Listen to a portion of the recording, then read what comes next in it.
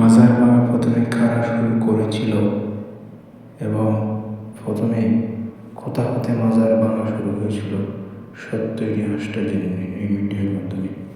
ওয়াহাবিরা সুন্নিদের দেখতে পারে না, আওলাদে রসুলের প্রেমিকদেরকে দেখতে পারে না। আব্দুল ওহাব নজদি ক্ষমতায় এসে রসুল প্রেমিকদেরকে হত্যা করছে, অসংখ্য রসুল প্রেমিক আলেমদেরকে হত্যা করেছে, 400 মসজিদ ভেঙেছে সৌদি আরবে।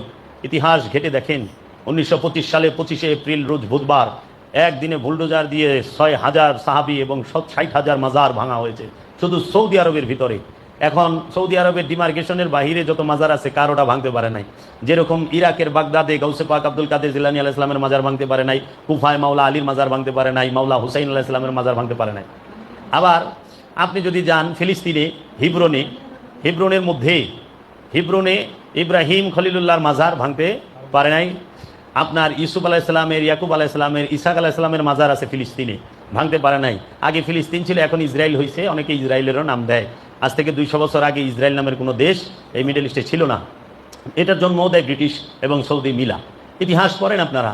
এখন এই ওহাবিরা ইতিহাস গোপন করে। ওহাবিদের জন্মই 99 বছর ধরে। সারা বিশ্বে মাজার ভাঙা শুরু হইল কবে থেকে? 99 বছর আগে থেকে। আপনি দেখেন নবীদের জমানায়, অন্য মহানবীর জমানায় ইব্রাহিম নবীর মাজার ফিলিস্তিনে ছিল।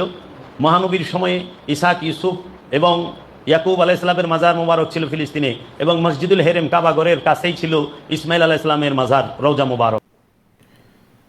প্রতিদিন এমন নিত্য নতুন ভিডিও পেতে আমাদের চ্যানেলটি, ফেসবুক পেজ সাবস্ক্রাইব, ফলো করে আমাদের সঙ্গে থাকুন।